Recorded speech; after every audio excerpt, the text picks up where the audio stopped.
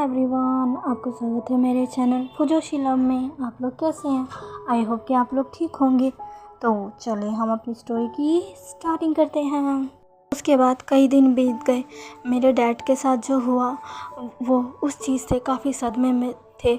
मेरे अंकल उन्हें संभाल रहे थे, पर वो उस चीज़ से इतने ज़्यादा सदमे में थे, इतने ज़्यादा घबरा रहे थे कि वो अंकल को भी अपने पास नहीं आने दे रहे थे।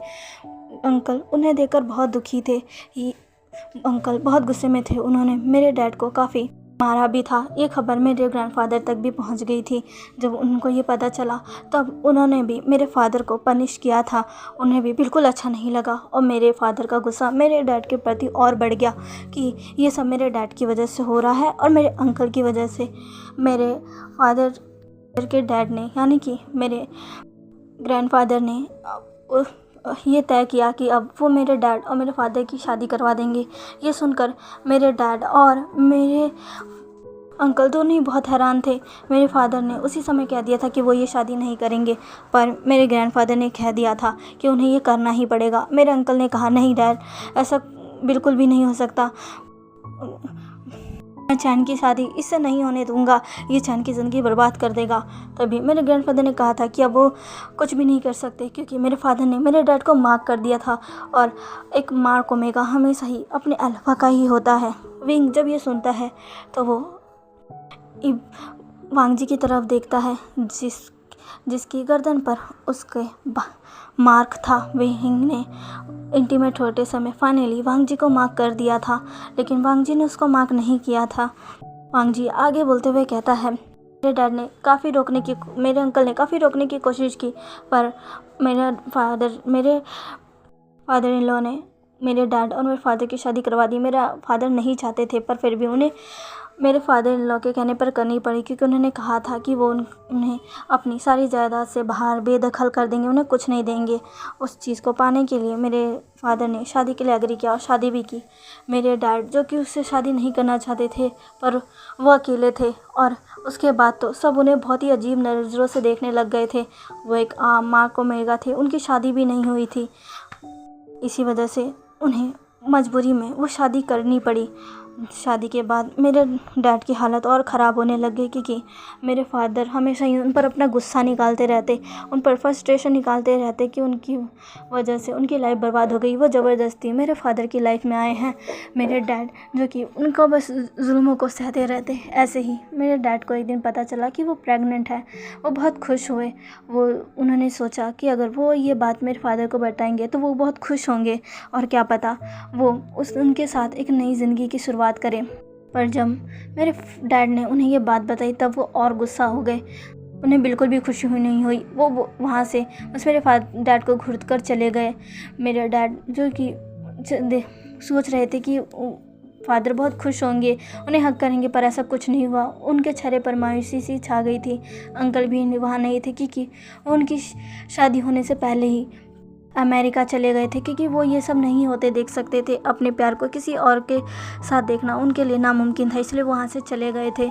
मेरे डैड जिन्होंने अकेले ही अपनी प्रेगनेंसी को झेला था, मेरे फादर ने उन्हें बिल्कुल सपोर्ट नहीं किया। हाँ, बस वो उनसे एक बात कहते थे कि अगर उन्हें बच्चा चाहिए तो वो एक अल्फ़ा ही होना चाहिए, क्योंकि वो एक अल्फ़ा चाहते हैं। अगर वो ओमेगा आया तो वो मेरे डैड को छोड़ेंगे नहीं। मेरे डैड और घबरा गए, लेकिन जिस बात का डर था वही हुआ। मैं आया और मैं एक ओमेगा था, जिसे देखकर मेरे फादर को और गुस्सा आ गया। मैं मेरे डैड को और टॉर्चर करने लग गए, उनके साथ ज़बरदस्ती करने लगे, उन्हें मारने पीटने लग गए। मेरे डैड ने काफ़ी कुछ सहा है सिर्फ मेरे लिए, क्योंकि वो नहीं चाहते थे कि इस सब का असर मेरे पे पड़े। पर मैं जैसे जैसे बड़ा हुआ मैंने देखा मेरे डैड हमेशा ही रोते रहते थे, हर्ट रहते थे। मेरे फादर जब भी आते थे वो मेरे डैड को अपने साथ ले जाते थे और फिर मेरे डैड की चीखने की आवाज़ें आती थी। मैं अपने डैड के पास जाना चाहता था, पर हमेशा ही मुझे आंट रोक लिया करती थी।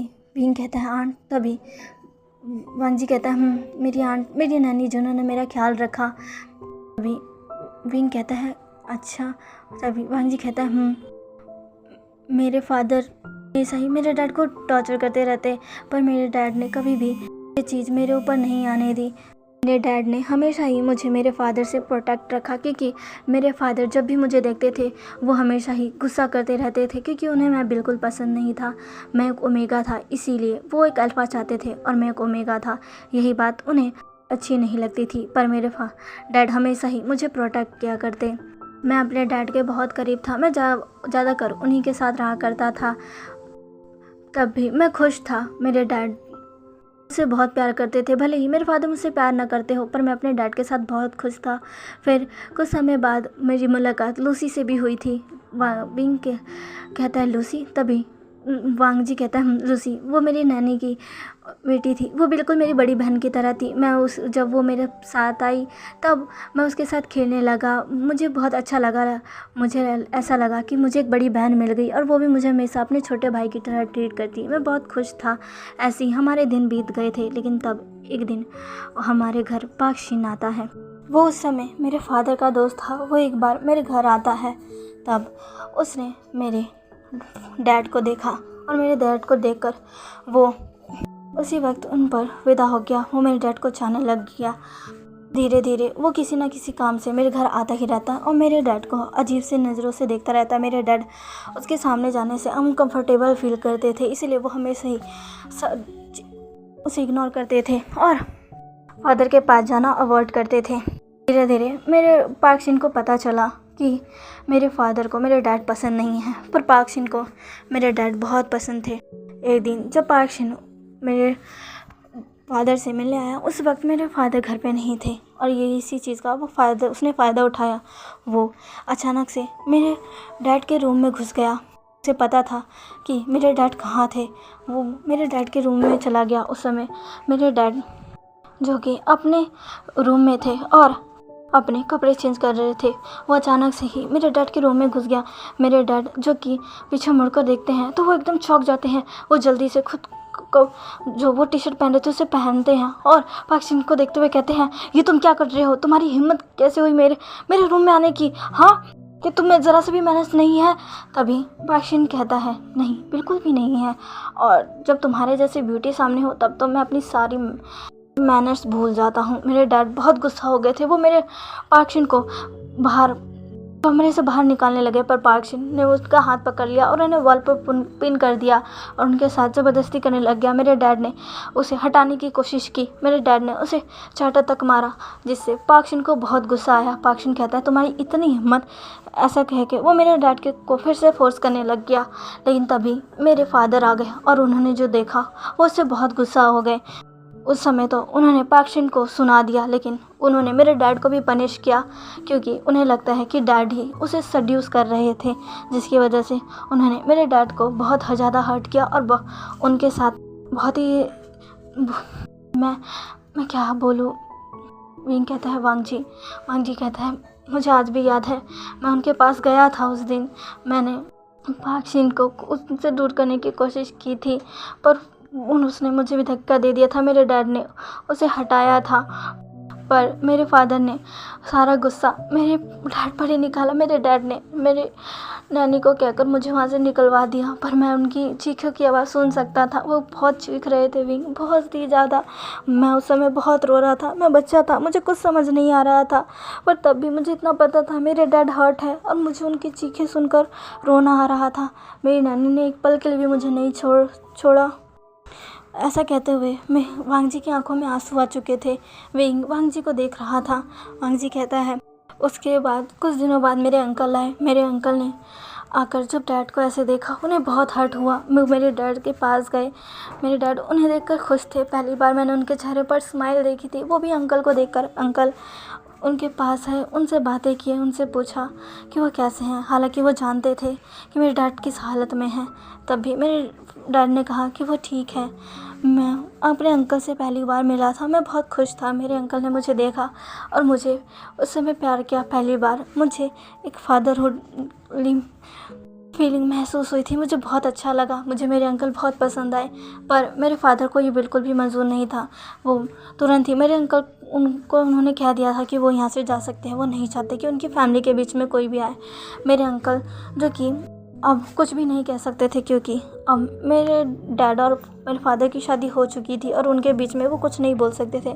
लेकिन तब भी मेरे डैड ने मेरे अंकल से एक रिक्वेस्ट की। उन्होंने कहा कि वो मुझे अपने साथ ले जाए। मेरे डैड मेरे लिए एक अच्छी लाइफ चाहते थे।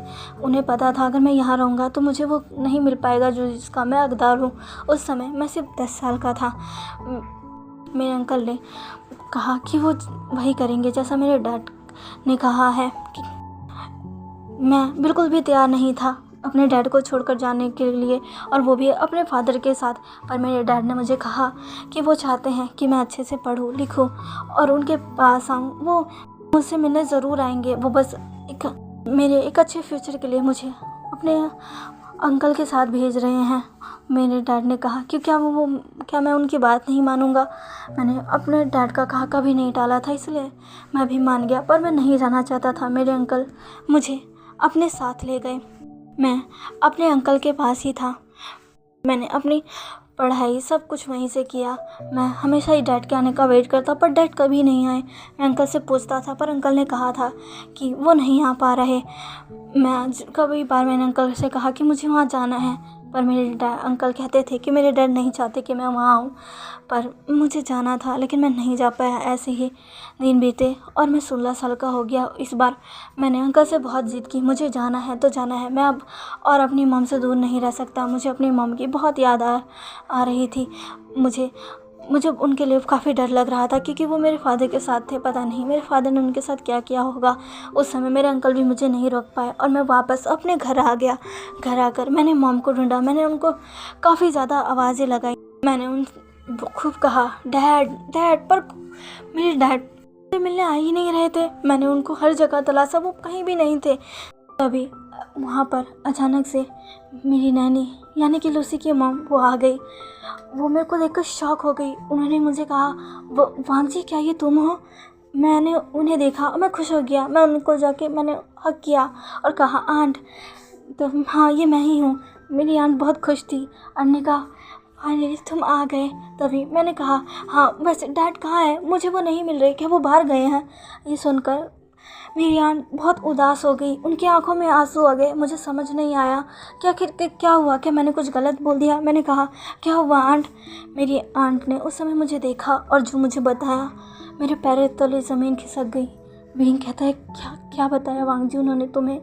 वांगजी जिसकी आंखों में आंसू थे, उसने कहा उन्होंने मुझे बताया कि मेरे डैड ने मेरे फादर ने मेरे डैड को पागशिन को दे दिया। उन्होंने अपने हस्बैंड को उस पागशिन को दे दिया। ये सुनकर मैं एकदम हिल सा गया था। ये सुनकर बहुत ही ज़्यादा शौक था। उसने कहा क्या सच में? वांगजी कहता है हाँ, उन्होंने मेरे डैड को पागशिन को सौंप दिया था, और वो भी इसलिए क्योंकि उनका बहुत बड़ा फ़ायदा हो रहा था पागशिन से।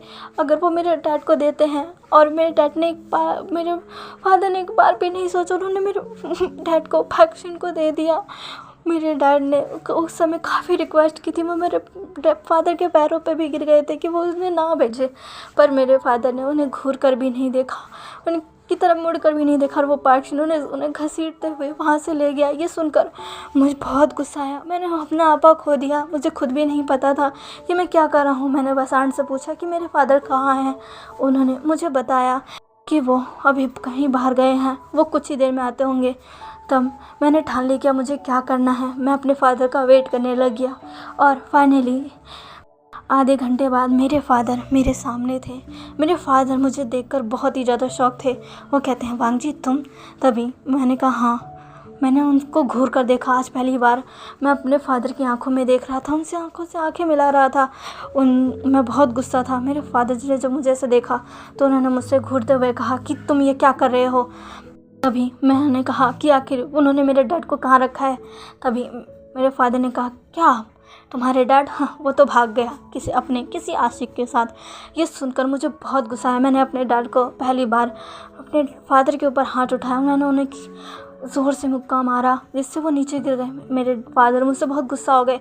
उन्होंने सीधा मेरा कॉलर पकड़ लिया और कहा यू घटिया ओमेगा, तुम्हारी हिम्मत कैसे हुई मुझ पर अपने फादर पर हाथ उठाने की। मैंने अपने फादर को खुद से दूर किया और कहा, आपको याद आ गया कि मैं आपका सन हूँ? आपने ऐसा क्यों किया? आपने मेरे डैड को उस पार्क को भेज दिया। तभी मेरे फादर ने जो कहा वो सुनकर तो मैं अपने आप को पूरी तरीके से नहीं रोक पाया। वो गिरा हुआ इंसान, वो इतना ज़्यादा और गिरा हो सकता है, मैंने सोचा नहीं था। विंग ने कहा कि क्या हुआ वांग जी?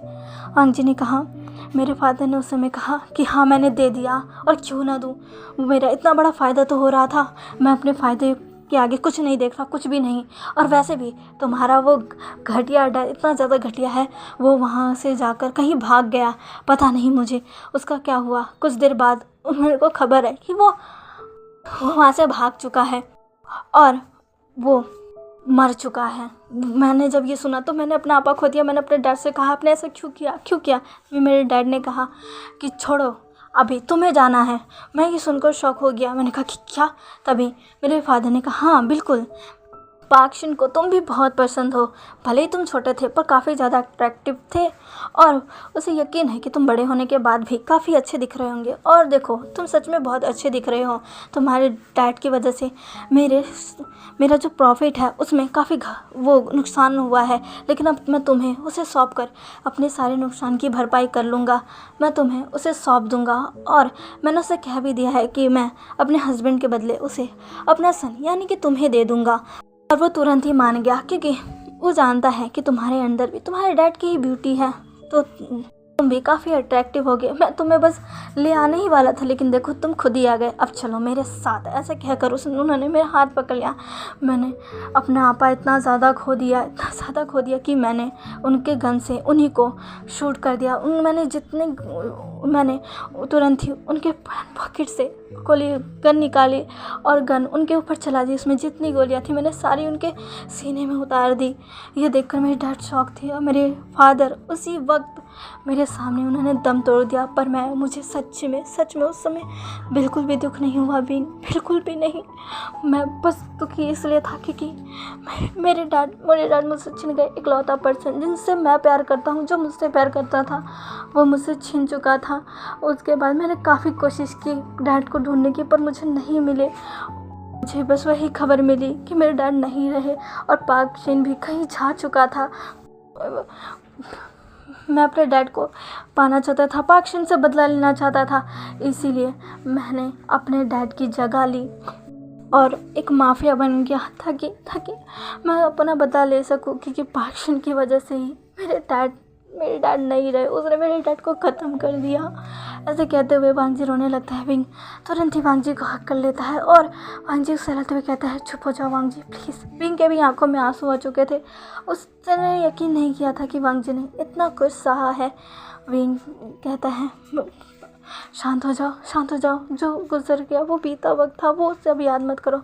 अब मैं हूँ तुम्हारे साथ, अब मैं वादा करता हूँ मैं तुम्हारे साथ कुछ नहीं होने दूंगा, तुम्हें हमेशा खुश रखूँगा। वांग जी विंग की तरफ देखता है और कहता है कि क्या सच में तुम मुझे धोखा नहीं दोगे ना विंग? विंग कहता नहीं, बिल्कुल भी नहीं वांग जी। ऐसा कहकर वो वांग जी को किस करने लगता है।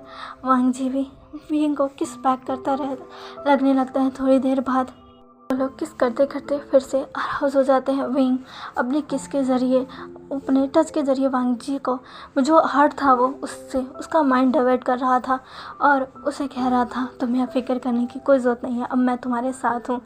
वांग जी कहता है, प्लीज़ मुझे छोड़कर मत जाना और मुझे कभी धोखा मत देना विंग प्लीज़।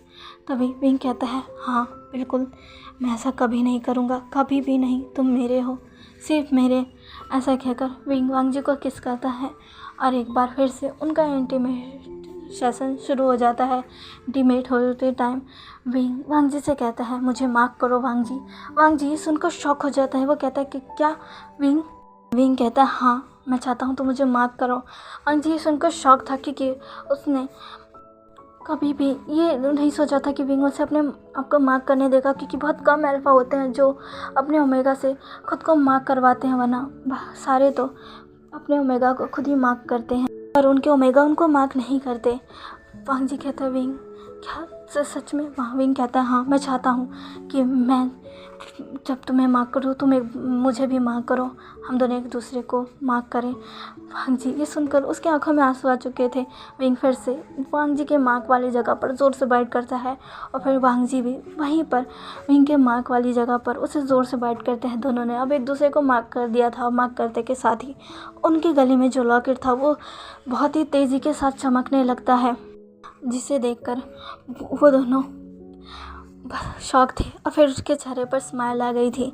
विंग ने जो वाइट लॉकेट पहना था उसके अंदर से ब्लू रोशनी निकल रही थी और वांग जी ने जो ब्लैक, उसके अंदर से रेड कलर की रोशनी निकल रही थी और उस रोशनी में विंग और वांग जी सच में अमेजिंग लग रहे थे।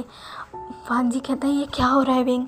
विंग कहता है शायद हमें ब्लेसिंग मिल गई वांग जी, हम दोनों ने एक दूसरे को माफ़ किया और हमें शाओ मुआ लाओजू की ब्लेसिंग मिल गई। अब हम दोनों हमेशा शांत रहेंगे। अब हमें कोई अलग नहीं कर सकता। ऐसा कहकर विंग वांग जी को देख रहा था। वांग जी ये सुनकर खुश हो जाता है और स्माइल करता है। विंग कहता है मैं तुमसे बहुत प्यार करता हूँ। वांग जी कहता है मैं भी। और ऐसा कहकर वो दोनों फिर से एक दूसरे को किस करते हैं और फिर से उनका एक और बार इंटीमेट सेशन स्टार्ट हो जाता है। तो चलिए गाइस, आज के लिए बस इतना ही। आज का पार्ट कैसा लगा प्लीज़ प्लीज़ प्लीज़ मुझे कमेंट करके ज़रूर बताइएगा। और हाँ, अब जल्द ही विंग की सच्चाई वांग जी के सामने आने वाली है। तो आपको क्या लगता है विंग की सच्चाई जानकर वांग जी का रिएक्शन क्या होगा? और अभी विंग ने जो कहा क्या वो उसे कर पाएगा? मुझे कमेंट करके ज़रूर बताइएगा। और प्लीज़ प्लीज़ प्लीज़ मेरे चैनल को वीडियो को लाइक, चैनल को सब्सक्राइब और कमेंट प्लीज़ करिएगा। लाइक, व्यूज़, कमेंट इतने कम आते हैं कि सच में वीडियो बनाने का मोटिवेशन तो मिलता ही नहीं है। फिर भी मैं बनाती हूँ क्योंकि मैं जानती हूँ आप लोगों को चाहिए होती है। मैं उन लोगों के लिए बनाती हूँ जिन्हें सच में मेरी वीडियो चाहिए होती है। और चैनल को सब्सक्राइब भी कर दीजिए। मिलते हैं इसके नेक्स्ट पार्ट में। बाय।